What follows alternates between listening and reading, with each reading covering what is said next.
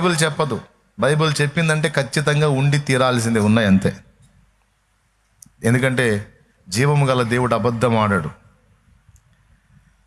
అయితే ఇక్కడ రోగములు, దయ్యములు, మంత్ర ప్రయోగములు అన్నీ తరిమి కొట్టబడి దేవుని వాక్యము ప్రబలమై వ్యాపించింది అని మనం చదువుకున్నాం. బాగా వినండి. దేవుడు ఎవరి చేత ఈ కార్యాలు చేయించాడట? పౌలు చేత. దేవుడు పౌలు చేత విశేషమైన అద్భుతములను చేయించెను అన్నాడు.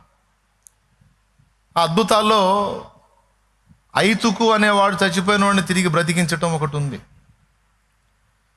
అసలు ఆయన చెప్పి బ్రతికించడం కాదు, ఈ కర్చీఫ్ పైన చేత్తో పట్టుకొని ఇస్తే అది తీసుకెళ్ళి రోగులకు తగిలిస్తే చాలు, స్వస్థత వచ్చేసి. ఇక్కడ నా పాయింట్ ఏంటంటే, దేవుడు పౌలు చేత చేయించాడు అనుంది. అంటే చేసింది ఎవరు? పౌలు. చేయించింది ఎవరు? కర్త దేవుడు, వాడబడిన పాత్ర పౌలు. బాగా వినాలి. అంటే దేవుడు తన భక్తుల చేత సమాజానికి మేలుకరంగా, ప్రజలకు ఆశీర్వాదకరంగా, ప్రజలున్న బంధకాల్లోంచి వాళ్లకు విడుదల కలిగే విధంగా ప్రజలకు మేలు చేయాలని ఆశపడతాడు. ఇది ఫస్ట్ గుర్తుపెట్టుకోండి. అదే మాట మరొక సందర్భంలో పౌలు బర్నబాలు చెబుతారు.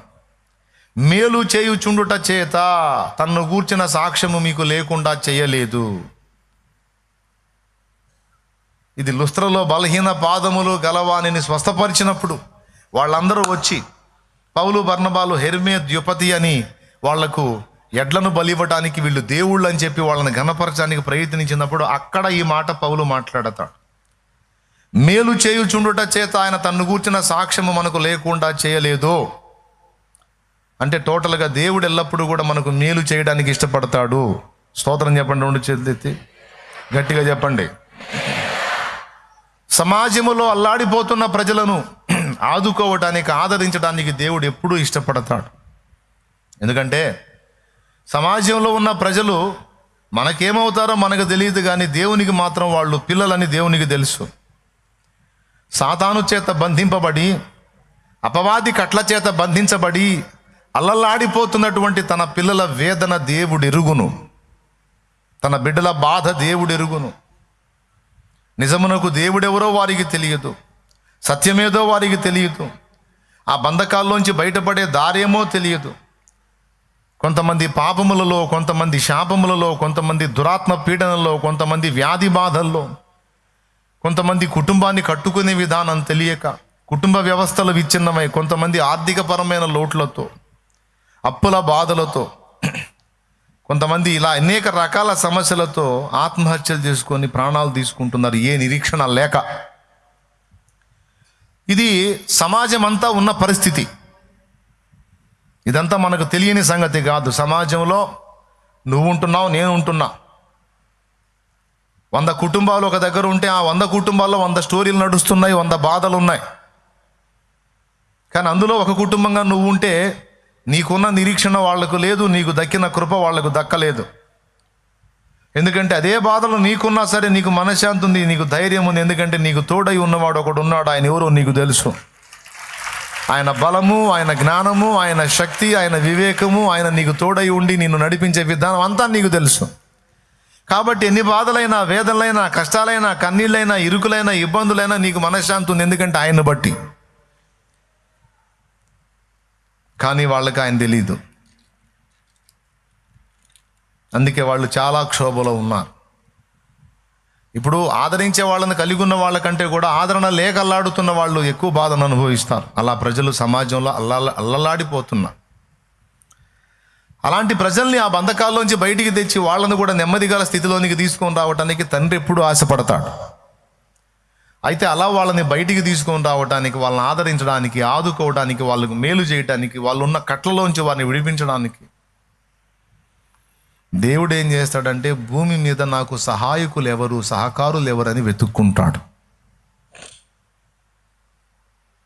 ఒక సమాజాన్ని దర్శించాలి, ఒక గ్రామాన్ని దర్శించాలి, ఒక ప్రాంతాన్ని దర్శించాలి, ఒక పట్టణాన్ని దర్శించాలని దేవుడు కోరుకున్నప్పుడు దేవుడు వెతికేది ఏంటో తెలుసా? ఆ పట్టణాన్ని దేవుడు ప్రభావితం చేయునట్లు సరిపోయిన ఒక మనిషిని వెతుక్కుంటాడు, ఒక్కడనే వెతుక్కుంటాడు. ఫస్ట్ ఆ ఒకని చేత ఒక గుంపును రెడీ చేసి ఆ ఒకడు ఈ గుంపు కలిసి ఆ సమాజాన్ని ప్రభావితం చేయడానికి దేవుడు కార్యం చేస్తాడు. బాగా వినండి, ముందు నుంచి చెప్తున్నాను, జాగ్రత్తగా వినాలి. ఈరోజు చెప్పిన విషయాలు వినటమే కాదు, వెళ్ళేటప్పుడు డిస్కషన్ చేసుకుంటూ వెళ్ళాలి, మాట్లాడుకుంటూ వెళ్ళాలి ఆ విషయాలు. ఇంటికి వెళ్ళిన తర్వాత కూడా ఈరోజు నేను దేవుని సన్నిధికి వెళ్ళినప్పుడు ఈ అంశం వచ్చింది, ఈ విషయాలు దేవుడు నాతో మాట్లాడాడని ఇతరులతో పంచుకోండి. ఎందుకు ఇతరులతో పంచుకోమంటున్నానంటే, పంచుకున్నప్పుడు ఆ అంశం మళ్ళీ నీ హృదయంలో భద్రమైద్ది.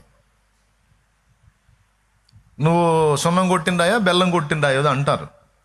వాక్యం అంతా వినిపోయి బెల్లం కొట్టిండాయలాగా ఎవరితో మాట్లాడకుండా ఎవరికి చెప్పకుండా అలాగే ఉండిపోయావు అనుకో, విన్న అంశం పోయిద్ది. అందుకే మాట్లాడాలి, ఆ టాపిక్లో ఉన్న విషయాలేందో విశేషాలేందో మాట్లాడాలి, సంభాషించాలి. అది చాలా ప్రయోజనం. అప్పుడు విన్న మ్యాటర్లోని మెయిన్ పాయింట్స్ అన్నీ నీ హృదయంలోకి ఎక్కుతాయి. స్తోత్రం చెప్పండి బిడ్డలారా.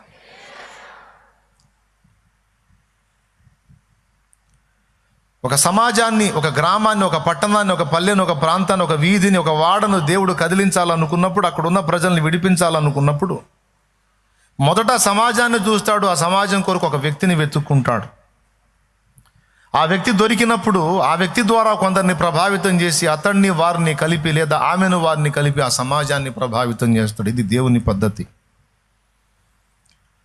దేవుడు యావత్ మానవ జాతిని భూమి మీద పుట్టించడానికి ఒక్కడే ఒక మనిషిని నిర్మించాడు. మొదట ఇద్దరిని చేయాలా విడివిడిగా, మొదట ఒకడిని చేసి ఆ ఒకనిలో నుండే మళ్ళా స్త్రీని చేసి ఆ స్త్రీ పురుషులు ఇద్దరి ద్వారా ఈ భూమి మీద జనాలంతా ఉత్పత్తి అయ్యేటట్టు చేశాడు. దేవునికి స్తోత్రం కలుగును గాక. దేవుని ప్రతి కార్యాలు కూడా ఆశ్చర్య కార్యాలు. ఆయన ఆలోచన శక్తి గొప్పది. హవ్వని ఆదాముని విడివిడిగా చేయొచ్చు కదా. ఆదాములో నుండి హవ్వను ఎందుకు చేశాడంటే దానికి కొన్ని కారణాలు ఉన్నాయి. వాటిలో రెండు, మొదట ఒకడినే చేసి ఆ ఒకరి నుండి అందరూ వచ్చేటట్టు చేయాలి. ఎందుకంటే ఒకరి నుండి పాపం వచ్చిద్దని తెలుసు దేవుడికి. అందుకే భూమి మీద ఉన్న మానవ జాతి మొత్తం కూడా ఒకరి నుండి వచ్చేటట్టు చేశారు ప్రభు. ఎందుకంటే వీడు పాపం చేస్తాడు, ఆ పాపం అందరికీ ఆపాదించబడింది. అప్పుడు ఒకని ద్వారా పాపము వ్యాపించేటట్టుగా అనుమతించబడితే ఒకని రక్తముతో అందరికీ ప్రాయశ్చిత్తం సరిపోతుంది. దేవునికి స్తోత్రం కలుగును గాక. అర్థమైందా? ఒకని ద్వారా పాపం వ్యాపించిద్ది, అలాగే ఒకని నుండి వచ్చే రక్షణ అందరికీ ప్రాప్తించిద్ది. కాబట్టి అసలు మానవుడు ఏం చేస్తాడో ఎరిగి వాని రక్షణ ప్రణాళికను ముందే నిర్ణయించి ఒకని నుండే ప్రతి జాతి మనుషుడు వచ్చేటట్టు చేశాడు ఆయన. ఇది మొదటి కారణం. ఏమైనా అర్థమైందా మీకు? ఏం అర్థమైందంటారా? అర్థం అయిద్దిలే. రెండో కారణం ఏంటంటే ఒకని నుండే పుట్టడానికి కారణం ఏంటంటే ఆడ మనిషితో అవసరం లేకుండా ఓన్లీ మగవాని నుండే జనాభా ఉత్పత్తిని దేవుడు చెయ్యగలడు. ఇన్ని సిస్టమ్ ఏర్పాటు చేసిన దేవుడు ఇదే జంటుకి స్త్రీకి ఉండే సిస్టమ్ కూడా ఏర్పాటు చేసేసాడంటే అయిపోతుంది. దేవునికి స్తోత్రం. అర్థమైందా? కాలేదా? అయిపోతుందిగా. అసలు ఆడ మనిషితో పనే లేకుండా ఓన్లీ పురుషుడి నుంచే యావత్ మానవ జాతి మొత్తాన్ని రప్పించే దమ్ము దేవుడికి ఉంది. మరి స్త్రీ అవసరత ఎందుకు వచ్చింది? మళ్ళీ ఈమెను ఒక ఆమెనే సపరేట్గా చేయటం, ఇదంతా ఎందుకు అంటే పురుషుని నుండే అంతా వచ్చేటట్టు చేసి స్త్రీ అనే పాత్రే లేకుండా చేస్తే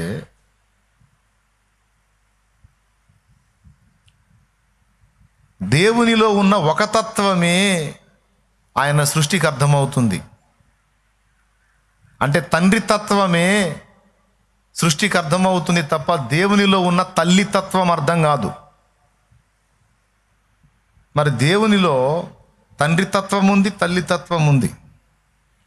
దేవుడు తన స్వరూపమందు తన పోలిక చొప్పున నరుని నిర్మించెను, మగవానిగాను ఆడుదానిగాను వారిని నిర్మించెను, తన స్వరూపమందు తన పోలిక చొప్పున అని చెప్పి పురుషునిగాను స్త్రీనిగాను నిర్మించాడంటే రెండు తత్వములు తన దగ్గర ఉన్నాయి. తల్లిగా వ్యవహరించగలడు, తండ్రిగా వ్యవహరించగలడు. ఒక నాణ్యమునకు ఒక పక్కనేమో తండ్రి, మరో పక్క తల్లి. ఈ రెండు తత్వాలు తర్వాత ప్రపంచమునకు, ఆయన విశ్వానికి, ఆయన సృష్టించేటువంటి కోటాను కోట్ల ప్రపంచాలకు అర్థం కావాలంటే పురుషుడే కాదు, దేవుల్లో ఉన్న రెండవ తత్వం, స్త్రీ తత్వం, తల్లి తత్వం, అది కూడా బిడ్డలకు అర్థం కావాలి. అందుకే స్త్రీని నిర్మించాడు. ఎంతమందికి అర్థమైంది? అయితే ఆ స్త్రీని సపరేట్గా చేయకుండా ఆదాము నుండే చేశాడు, ఒకరి నుండే చేశాడు. ఒకరి నుండి పాపం వ్యాపిస్తే ఒకని రక్తము ద్వారా అందరికి రక్షణ వ్యాపించింది. రెండవది, ఇద్దరినిగా విడివిడిగా ఎందుకు చేయాల్సి వచ్చిందంటే పురుషునిగా స్త్రీగా దేవుల్లో ఉన్న రెండు తత్వాలు, తండ్రి తత్వము తల్లి తత్వము మనందరికి అర్థం కావటానికి. ఓన్లీ నానే మనల్ని అన్నాడు అనుకో, అమ్మ సంగతి మనకు తెలియదు. అవునా? నాన్నకంటే కూడా అమ్మ ఎక్కువ దగ్గరగా ఉంటుంది మనకి. మీకు యేసయ్యలో అమ్మ కనపడిందా? తప్పు చేసిన మనల్ని తన్నబోతాడు నాన్న, అడ్డుపడి చాలా దెబ్బలు ఆమె తింటుంది అమ్మ. మన పక్షమున విజ్ఞాపన చేసిద్ది, పోనీలేండి చిన్నోడు, తెలిసి ఏడ్చాడంటావా, తెలిసి తెలియనోడు, నువ్వే కోప్పడితే ఎట్లా, నువ్వు అంత చేతి కొడుతున్నావు, నేనంటే తట్టుకుంటావు, వాడు ఎట్ట తట్టుకుంటాడు పశువుడు అని ఎన్ని డైలాగులు వేసి మొత్తానికి ఆయన కంట్రోల్ చేసి పడేసి. అంటే తప్పు చేసిన కుమారుడు మీదికి తండ్రి ఉగ్రత వస్తుంటే అమ్మ ఆ ఉగ్రతను అడ్డగిస్తుంది. ఆ ఉగ్రతను అవసరమైతే తన మీదికి మళ్ళించుకొని బిడ్డను కాపాడిద్ది. అది గదుగదుగా అచ్చంగా యేసయ్య ఆ పని చేశాడు చూడు. దేవుని న్యాయమైన కోపం మన మీదికి రావడానికి మొదలు పెడితే ఆ న్యాయమైన కోపానికి అదిగా ఆయన అడ్డపడ్డాడు. అడ్డుపడి ఆ శిక్ష అంతా తను మోసి అంటాడు, వాళ్ళు ఏం చేస్తున్నారో వాళ్ళకి తెలియదు తండ్రి. అదే మాట అమ్మ అంటది చూడు. తండ్రి దన్నపోతే అమ్మ ఏమంటది? వాడికి తెలుసు అంటయ్యా, వాడెంత వాడు, అమ్మాయి ఎంతది చిన్నది కదా, దానికి తెలియదులేయ్యా, పోనీ అయ్యా. తెలిస్తే చేస్తారా? తెలియకనే అని నాన్న కొట్టే దెబ్బలను అమ్మ అడ్డగించినట్టు అక్కడ వాడే పద్ధం అమ్మ ఏమంటది? దానికి తెలియదు చిన్నది, వాడికి తెలియదు చిన్నోడు, తెలియదు అయ్యా పోనీ అంటే తండ్రి ఆలోచిస్తాడు, నిజమే కదా చిన్నోడు కదా, వాడిని కోప్పడితే ఏమైపోని సరిపోరా, ఇంకోసారి చేసామంటే నిన్ను ఊరుకోను. శిలువ మీద అదే మాట పలికాడు, తండ్రి వీరు ఏమి చేయించున్నారో వీరెరుగరు, వీరిని క్షమించయ్యా, పోనీ అయ్యా. వాళ్ళ మీద నీకు ఏ కోపం ఉందో నా మీద వేసేసా, వదిలేసేయక వాళ్ళని. అవేవో నన్ను కొట్టు తండ్రి, అదేదో నన్నే చేయి తండ్రి, నా బిడ్డలను వదిలేసి. అమ్మ అమ్మ అమ్మ, అది యేసయ్య అంటే. యేసయ్యలో అమ్మతత్వం కనపడింది. దేవుల్లో ఉన్న రెండు తత్వాలు మనకు అర్థం కావాలి. అందుకే పురుషునిగా స్త్రీగా నిర్మించాడు. అయితే మళ్ళీ ఒకరి నుండే వచ్చేటట్టు చేశాడు. ఆ విధంగా ఒకరి నుండి ప్రతి జాతి మనుషుని, అంటే ఒక్కడనే ఏర్పరచుకుంటాడు ఫస్ట్. అది అర్థం కావడానికి ఈ మ్యాటర్ చెప్పాను. తర్వాత ఆదాము నుండి జనములు వచ్చేటట్టు చేశాడు. ఆ జనముల్లోంచి మరి షేతును ఏర్పరచుకున్నాడు. మరి కయ్యనేమో చెడిపోయాడు, హేబెలేమో బలైపోయాడు. షేతును ఏర్పరచుకొని అందులోంచి మళ్ళీ జనాభా వచ్చేటట్టు చేశాడు. ఏమండి? అక్కడ నుంచి మళ్ళీ హనోకు, హనోకులోంచి నోవహు, నోవహులో నుంచి షేము, షేములో నుంచి అబ్రహాము. జనములను తీస్తూ ఉంటాడు, అందులో మళ్ళీ ఒకరిని డివైడ్ చేస్తాడు. ఆ విధంగా అబ్రహామును డివైడ్ చేసి మళ్ళీ అబ్రహాము నుండి జనములు వచ్చేటట్టు చేసి అందులోంచి మళ్ళీ దావీదును వేరు చేశాడు. మళ్ళీ దావీదుని ఏర్పరచుకున్నాడు. మళ్ళీ దావీదులోంచి జనములు వచ్చేటట్టు చేసి చివరికి అందులోంచి రక్షకుడు వచ్చేటట్టు చేశాడు. ఒక వ్యక్తి, అతని నుండి ఒక గుంపు, ఆ గుంపులోంచి మళ్ళీ ఒక వ్యక్తి, అతని నుండి ఒక గుంపు, ఆ గుంపులో నుంచి మళ్ళీ ఒక వ్యక్తి, అతని నుండి ఒక గుంపు. మీరు బాగా చూడండి, ఇదే అవుతూ ఉంటుంది. చివరికి ఏసైని తీశాడో మళ్ళీ ఏసై నుంచి ఒక గుంపు జనం. దేవునికి స్తోత్రం కలుగునుగాక. ఇప్పుడు చెప్పండి వరుసగా, ఫస్ట్ ఒకడు, అతని నుండి ఒక గుంపు, ఆ తర్వాత ఆ గుంపులోంచి మళ్ళీ ఒకడు, వాని నుండి. ఓకేనా? రైట్. ఒక సమాజాన్ని దేవుడు దర్శించాలనుకున్నప్పుడు ఒక వ్యక్తిని వెతుక్కుంటాడు. తమ్ముడు జాగ్రత్తగా వినండి, అయ్యగారులు, దైవజనులు, దైవజనురాండ్లు, స్త్రీలు, పురుషులు, విశ్వాసులు, పరిచరణ భేదములు అందరూ వినండి. ఆన్లైన్ ద్వారా వీక్షించే వాళ్ళు కూడా వినండి. పౌలు రన్నింగ్లో ఉన్న టైంలో వాస్తవంగా పౌలు ఫస్ట్ సంఘానికి వ్యతిరేకంగా పనిచేశాడు. చూసేవాళ్ళందరూ కూడా సంఘ వినాశకుడు ఈ సౌలు అనేవాడు, వీడు చావట్లేదు, వీడు పోవట్లేదు, దేవుడు వీడిని ఏం చేయట్లేదు, వీడు క్రైస్తవుల్ని చంపుతున్నాడు, చెరసాల పాలు చేస్తున్నాడు, గర్భవతుల్ని హింసిస్తున్నాడు, పసిబిడ్డల్ని హింసిస్తున్నాడు, వీడు క్రూరుడు, దుర్మార్గుడు అని సౌలుని అన్నారు. నిజమే, సౌలు అవన్నీ చేశాడు. దమస్కు మార్గములో సౌలును దర్శించి పౌలుగా మార్చి అతని మనోనేత్రాలు వెలిగించి అతని గూర్చి ప్రభు అననీయతో ఏమన్నాడో తెలుసా? అననీయ, రాజుల ఎదుట, ఇశ్రాయేలీల ఎదుట, చక్రవర్తుల ఎదుట, ప్రజల ఎదుట నా నామమును భరించుటకు ఇతడు నేను ఏర్పరచుకున్న పాత్ర అన్నాడు. నేను ఏర్పరచుకున్న సాధనం. మొదట తెలియని స్థితిలో సంఘానికి శత్రువుగా నడిచినా ఇదిగో ఇప్పుడు సంఘమునకు సహాయకుడై సంఘము సరిగ్గా నిలబడటానికి అవసరమైన పునాదులు నేర్పరైన శిల్పకారుని వలె ఇతడే వేస్తాడు. అంతేకాదు, నా నామాన్ని ఊరూరా ఊరేగిస్తాడు. నా నామాన్ని భరించుటకు ఎన్ని బాధలు పడాలో అతనికి చూపిస్తా నేను. అతడు నేను ఏర్పరచుకున్న పాత్ర, సాధనమని దేవుడు మాట్లాడాడు. అంటే మనకు తెలియదు, సమాజంలో ప్రభువుకి వ్యతిరేకంగా తిరుగుతున్న వాళ్ళంతా అలాగే కొనసాగుతారు అనుకోవద్దు. ప్రభువుకి ప్రస్తుతం భజన చేస్తున్న వాళ్ళంతా చివరి వరకు అదే విశ్వాసంలో నిలిచి ఉంటారా, ఊడతారా అనేది కూడా మనకు తెలియదు. కొన్నిసార్లు శత్రువులుగా నడుచుకున్న వాళ్ళేమో దేవుని సిలువ మోసే పాత్రలు అయ్యారు, అంటే సిలువ సువార్త ప్రకటించే యోధులు అయ్యారు. నమ్మకంగా భజన చేసినట్టు కనపడ్డోళ్ళేమో పోయి లోకస్తుల్లో కలిసిపోయారు. మనతో ఉన్నవాళ్ళు, మన చుట్టూ ఉన్నవాళ్ళు, మన మధ్యలో ఉన్నవాళ్ళు ఎవరు భవిష్యత్తులో ఏ విధంగా దేవుడు తయారు చేస్తాడో మనకు తెలియదు. ఈరోజు నీ ఇంట నుండి దేవుణ్ణి ద్వేషిస్తున్న వాడే నీ కొడుకో, నీ కూతురో, నీ భర్తో, నీ భార్యో, నీ తల్లో, నీ పిల్లో, నీ అన్నో, నీ తమ్ముడో. దేవుడు జోక్యం చేసుకున్నాడు. ఏకదం సేవకుడే అయ్యే ఛాన్స్ ఉంది, సేవకురాలు అయ్యే ఛాన్స్ ఉంది, యేసయ్య సిలువను ఊరూరా ఊరేగించే ఛాన్స్ ఉంది. నీకు తెలియదా సంగతి? ఆయనకు తెలుసు. ఎవరెవరిని ఎప్పుడు పట్టుకుంటాడో, ఏ విధంగా మలుపు తిప్పుతాడో మనకు అర్థం కాదు. అందుకే ఎవరిని కూడా మనం తక్కువ అంచనా వేయడానికి వీల్లేదు. ఎవరిని ఏ విధంగా పట్టుకుంటాడో తెలియదు. కానీ ఒకటైతే నిజం, దేవుడు ఒకరిని ఏర్పరచుకుంటాడు. అలా ఆ టైంలో పౌలుని ఏర్పరచుకున్నాడు. పాత్ర అంటే జీవం ఉన్నదా, జీవము లేనిదా? మీరు చెప్పాలి ఇప్పుడు. పాత్ర అంటే జీవం ఉన్నదా, జీవము లేనిదా? ఇదిగో ఇది పాత్ర, గాజు పాత్ర. పాత్ర ఎందుకైతే గ్లాసు అంటారా? గ్లాసును కూడా పాత్రనే అని అంటారు. చిన్న పాత్ర, పెద్ద పాత్ర అచ్చ తెలుగులో. గ్లాస్ అంటే ఇంగ్లీష్. చాలా వరకు మనోళ్ళు పల్లెటూరులో కూడా ఇంగ్లీష్ పదాలే ఎక్కువ వాడతారు. అబ్బాయి ఫ్యాన్ అయ్యరా అంటారు. ఏమండి? గాలి పంక. బాయ్ బస్సు వచ్చిందంటారు, బస్సు ఇంగ్లీష్. చతుచక్ర శకటము అచ్చ తెలుగులో చెప్పాలంటే. దేవునికి స్తోత్రం. అట్లాగే చాలా విషయాలు. కాఫీ తీసుకో అంటాడు, మరి టీ తీసుకో అంటారు. టీ అనేది ఇంగ్లీషే. తేనీరు అది తెలుగు. అట్లాగా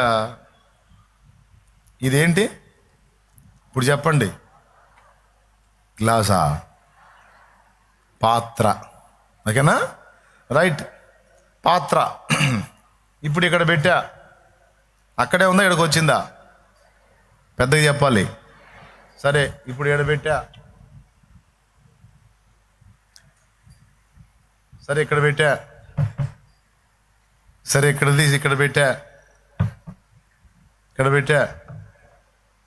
ఎక్కడ పెడితే అక్కడే ఉంటుంది. జీవం గలదా జీవం లేదా మీరు చెప్పండి.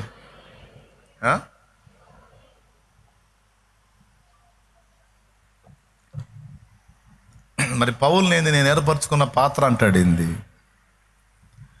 తిమోతి పత్రికలో యజమానుడు వాడుకున్నటకు అర్హమైన పాత్రగా ఉండును, తన్ను తాను పరిశుద్ధతలో కాపాడుకుంటే యజమానుడు వాడుకున్నటకు అర్హమైన పాత్రగా, ఘనత విషయమైన పాత్రగా ఉండును అన్నాడే తిమోతి పత్రికలో. మళ్ళీ అక్కడ కూడా పాత్ర అంటాడేంది? కుమ్మరవాని ఇంటికి పో అని అక్కడ చేసే కుండను చూపించి, ఇదిగో ఇశ్రాయేలు నా చేతులు ఎలా ఉన్నారంటాడేమి? కుండ ఒక నిర్జీవ వస్తువు, పాత్ర ఒక నిర్జీవ వస్తువు. జీవం గల మనుషుల్ని పట్టుకొని నిర్జీవ వస్తువులతో పోలుస్తాడేమి? ఓకే, అంటే అర్థం ఏంటంటే, పౌలు ఒక మాట అన్నాడు, నేనైతే చనిపోతిని అన్నాడు. జీవించుచున్నవాడను ఇకను నేను కాదు, క్రీస్తే నాయందు జీవించుచున్నాడన్నాడు. అయ్యలారా బాగా వినండి, నేను చెప్పే విషయాలు జాగ్రత్తగా వింటే ఏదన్నా సమాజానికి పనికి వస్తారు. ఇదివా, ఇది ఒక నిర్జీవమైన పాత్ర. దీనికంటూ సొంత చిత్తము సొంత ఇష్టం ఏమీ లేదు. నేను ఎక్కడ పెడితే అక్కడ ఉండాలి. నాకు చిరాకు పుట్టి ఇసిరేసాను అనుకో, వేసిన దగ్గరే ఉండాలి. ఇంట్రెస్ట్ వచ్చింది, దగ్గర తీసుకొని బాగుంది అంటే ఉండాలంతే. నేను ఏం చేస్తే అది అట్లా భరించాల్సిందే, నాకు అడ్డు చెప్పడానికి వీలు లేదు. ఇది నా చేతి పాత్ర. ఈ పాత్ర ఏ విధంగా ఒక నిర్జీవ వస్తువుగా, జీవం గల మనిషి తను ఇష్టం వచ్చినట్టుగా తిప్పుతుంటే ఎడు తిప్పితే అటు తిరుగుతున్న ఈ పాత్ర ఎలాగున్నదో, జీవించుచూ ఉండి కూడా పౌలు ఒక నిర్జీవ పాత్ర వలె దేవుని చేతిలోకి అలా వెళ్ళిపోయాడు. జాగ్రత్తగా వినండి నాన్న, దేవుని చేతికి అలా వెళ్ళిపోయాడు. పేరుకే ఆయన బ్రతుకి ఉన్న ఒక మనుషుడు కానీ ఆయన చెప్పేశాడు 2 చోట్ల, రోమాపత్రికలు అంటాడు నేనైతే చనిపోతిని అని. ఏమండి, ఫిలిప్పీలో అంటాడు బ్రతుకుట క్రీస్తే చావైతే లాభము అని. జీవించువాడని ఇకను నేను గాను, క్రీస్తే నా యందు జీవించుచున్నాడు. మరి నువ్వేమైపోయావు అంటే రోమాలో చెప్పాడు నేనైతే చనిపోతిని. అంటే పౌలు ఏదో బతికున్నట్టుగా ఒక స్వతంత్ర వ్యక్తిగా సమాజంలో కనబడుతున్నాడు, కానీ పూర్తిగా దేవుని వశమైపోయాడు.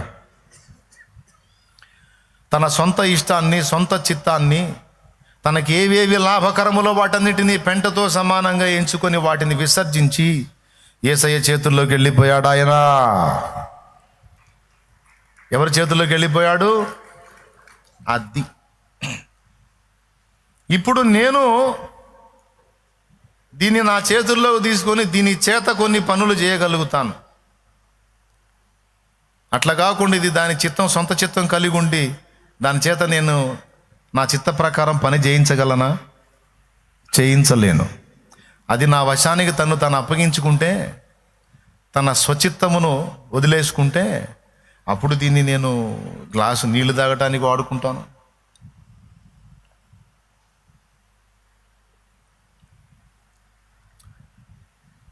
దీన్ని బోర్లేసి ఏదన్నా డిజైన్ ఏర్పాటు చేసుకోవడానికి వాడుకుంటాను,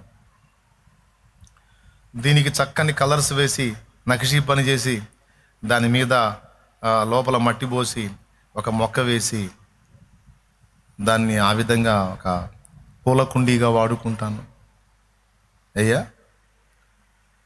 అయితే నేను ఎలా వాడుకోవాలన్నా ఇది నా చేతుల్లో ఉండాలి.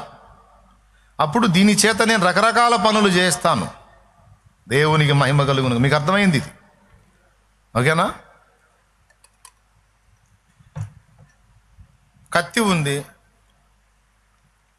కత్తి నిర్జీవ వస్తువు. దాన్ని చేతుల్లోకి తీసుకొని దాంతో ప్రాణాలు తీయొచ్చు, ప్రాణాలు పోయొచ్చు. ఒక కత్తితో ఎన్ని చేయొచ్చు మన చేతిలో ఉంటే? ఏమంటే విస్తరాకులు కట్ చేయొచ్చు కత్తితో, కూరగాయలు తరగవచ్చు కత్తితో, ఉల్లిపాయలు కోయొచ్చు కత్తితో, ఆపిల్కాయ కోయొచ్చు కత్తితో,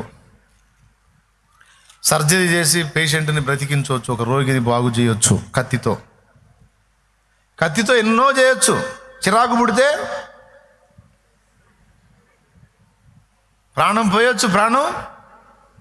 అయితే నువ్వేం చేసినా కత్తి ఏం మాట్లాడదు. అన్న ఏందన్న ఉల్లిపాయలు కోస్తున్నావు, చండాలంగా అల్లాడిపోతున్నాను ఆపన్న అన్నదు కత్తి. మన చేతిలో ఉంటుంది, చెప్పినట్టు వింటది. చేతిలో కలం కూడా అంతే. ఓపెన్ చేసి రాసేటప్పుడు రాసిద్ది, మనం రాయాలనుకున్నప్పుడు రాసిద్ది, రాయొద్దు అనుకుంటే జేబులో కూర్చుంటుంది సైలెంట్గా, ఏం మాట్లాడదు. ఏంది అనేది వాడట్లేదు, ఏంది అనదు. ఇక్కడ వాక్యం గుర్తుపెట్టుకుంటే దేవుడు పౌలు చేత విశేషమైన అద్భుతములను చేయించెను. ఒక మేస్త్రి చేతిలో తాపి ఉంటే ఆ తాపితో ఎన్ని బొమ్మలో చేయొచ్చు, ఎన్ని విగ్రహాలో చేయొచ్చు, ఎన్ని ముఖాలో చేయొచ్చు, ఎన్ని బిల్డింగులో కట్టవచ్చు. ఒక తాపి స్టార్టింగ్ నుంచి ముగింపు దాకా తాపియే వాడబడిద్ది. ఎంతమందికి తెలుసు? అది ఉంటే చాలు, అతడు మేస్త్రి అయి ఉంటే చాలు, శిల్పకారుడు అయి ఉంటే చాలు. ఒక సుత్తె ఉలి, ఒక చేత ఉలి, ఒక చేత సుత్తె ఉంటే చాలు, ఎన్ని అద్భుతమైనటువంటి బొమ్మలైనా చెక్కొచ్చు. అట్లాగా అబ్బాయి వినండి, చాలా వరకు మనం దేవుని చేతుల్లో వాడబడకపోవడానికి కారణం ఏంటంటే సుత్తెలాగా మనల్ని చేతిలో తీసుకుంటాడు, కానీ ఇది మాట వినని సుత్తె. నా భాషలో చెప్పాలంటే సుత్తె అన్నమాట. దేవునికి స్తోత్రం, హల్లెలూయా. ఏం సుత్తె? అది సుత్తె. ఇది అప్పుడప్పుడే వింటది, కానీ దాని ఇష్టం వచ్చినప్పుడు వింటది, కానీ రెగ్యులర్గా వినదు. మాట వినని సుత్తెతో ఏం చెక్కుతాడు ఆయన? ఇదేదో సుత్తెలాగా ఉందని పడేస్తాడు. ఏమైనా అర్థమైంది నేను చెప్పింది? చాలామంది మనుషులు దేవుని చేత వాడబడకపోవడానికి ఇదొక కారణము. ఒక నిర్జీవమైన వస్తువు ఒక యజమానుడి చేతిలోకి వెళ్ళి ఆయన మనసుకు వచ్చినట్టుగా వాడబడినట్లు భక్తులు తమ్మును తాము దేవుని వశపరుచుకున్నారు, దేవుని చేతుల్లోకి వెళ్ళిపోయారు. ఎంతగా వెళ్ళిపోయారంటే దేవునితో అంటగాగారు. దేవుడే వారికి విశేషం, ఇక దేవుడే వారికి ప్రాముఖ్యం, దేవుడి చిత్తమే వారి సమస్తం. సొంతంగా ఉంటారు, తినే తిండిలో రుచిని కోరరు, పడక సుఖాన్ని కోరరు, వస్త్రపు విలువను ఆశించరు, ప్రజల గుర్తింపును కోరుకోరు. ఇవన్నీ పౌల్లో కనపడతాయి. నేను ఘనతలో ఉండనెరుగుదును, ఘనహీనముగా ఉండనెరుగుదును, సమృద్ధిలో ఉండనెరుగుదును, లేమిలో కూడా ఉండనెరుగుదును. నేనేమై ఉన్నాను? ఆయన కృప వలన అయి ఉన్నాను, నన్ను బలపరచు వాని అందే నేను సమస్తము చేయగలుగుతున్నాను అన్నాడు. పౌలు ఒక స్వతంత్రుడైన వ్యక్తే, కానీ నేను క్రీస్తు యేసునకు దాసుడను, ఆయన చెప్పకుండా నేను ఏమీ చేయలేను, నేను ఆయనకు బానిసను, దాసుడిని అని ఆయనే చెప్పుకున్నాడు. ఇప్పుడు నేను చెప్పినవన్నీ లేఖనాల్లో ఉన్నాయి. గలతీ పత్రిక 1:10 నేను ఇప్పుడు మనుషులను సంతోషపెట్టగోరుచున్నానా? మనుషులను సంతోషపెట్టుగోరువాడనైతే క్రీస్తు యేసునకు దాసుడను కాకయ్యేపోదునన్నాడు. గలతీ 1:10 గుర్తు రాసుకో. చలితోనూ, దిగంబరత్వంతోనూ, ఆకలి దప్పులతోనూ, నదులలో ఆపదలలోనూ, సముద్రములో ఆపదలలోనూ, ఓడపగిలి ఆపదలలోనూ, యూదుల చేత దెబ్బలు, స్వజనుల చేత దెబ్బలు, అవమానాలు, బెత్తములతో కొట్టబడ్డాను, రాళ్లతో కొట్టబడ్డాను, చెరసాల పాలయ్యాను, ఆకలి దప్పులతో ఉన్నాను. చలితోనూ, దిగంబరత్వం అంటే ఎంత దారుణం అంటే ఒంటి మీద సరిగా కప్పుకోవటానికి బట్ట కూడా లేని పరిస్థితిని పౌలు అనుభవించాడు. అంటే ఒక మాటలో చెప్పాలంటే ఈరోజు మనిషి తపన పడేవన్నిటిని, వేటిని కూడా ముఖ్యమైనవిగా ఎంచుకోవాలా. చినిగిపోయిన గుడ్డ కట్టుకోవాల్సి వస్తే పక్కకు పోయి ఏడ్చుకుంటారు కొంతమంది.